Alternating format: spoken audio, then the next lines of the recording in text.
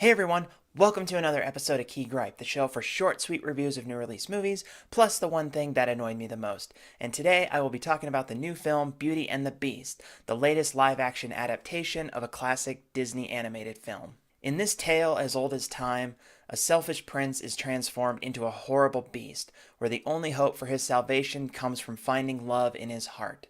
And when a girl sacrifices her freedom to save her father from the beast, he might have found the one who can break the curse. The film stars Emma Watson, Dan Stevens, Luke Evans, Kevin Kline, Ewan McGregor, Emma Thompson, Josh Gad, Audra McDonald, Stanley Tucci, Gugu Mbatha-Raw, and Ian McKellen.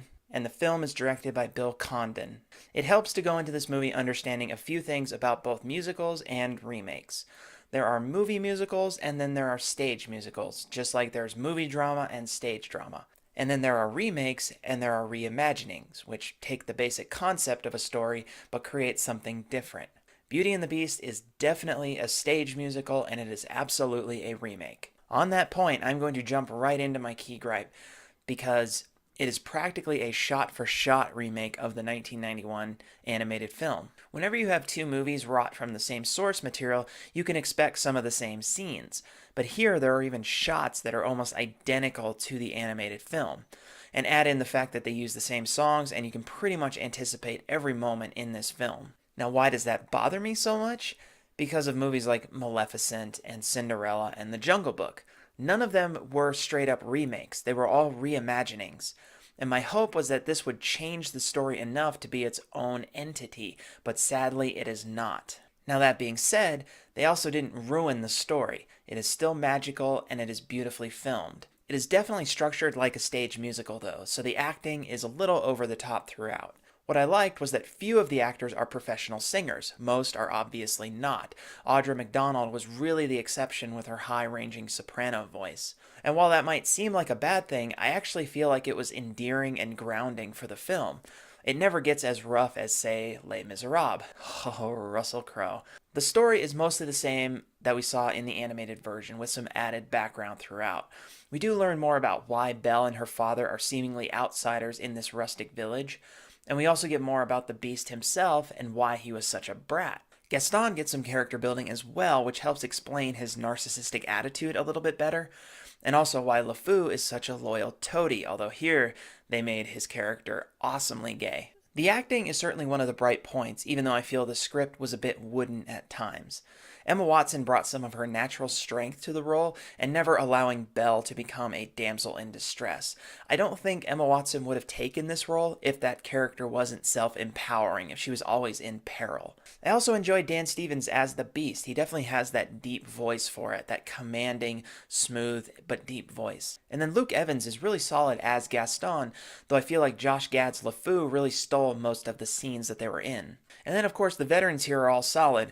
We have Emma Thompson, Kevin Kline, Ian McKellen, Ewan McGregor, Stanley Tucci. I could spend all day getting into the details of each character, but no one really stood out as bad. They all did their part, which, I mean, might be a negative that none of them really excelled above, but they definitely all fit their roles well. I do have another little gripe with the visual effects though, and that's a fundamental problem with this story.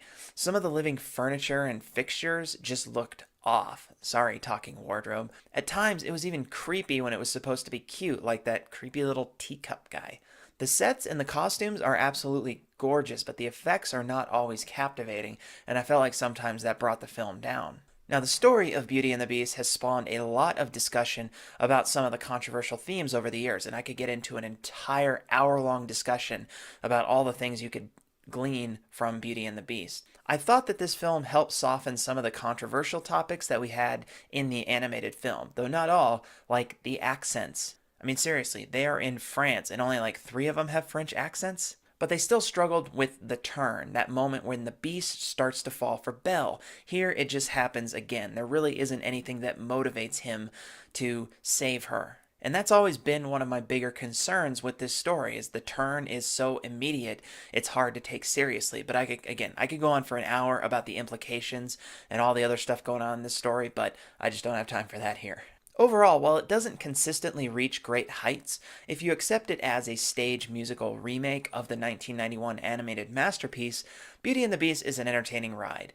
And we will no doubt see more Disney films like this, but if they don't add enough unique story to the classic tales, they will become tired and stale really quickly. On its own merits, though, this is a solid adaptation and plenty fun. I'm giving Beauty and the Beast 7 out of 10 for being entertaining, really beautiful to look at with the set pieces and the costumes.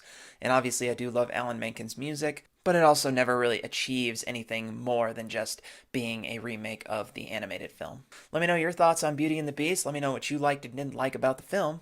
And that does it for this episode of Key Gripe, and I'll see you guys next time. Bye bye.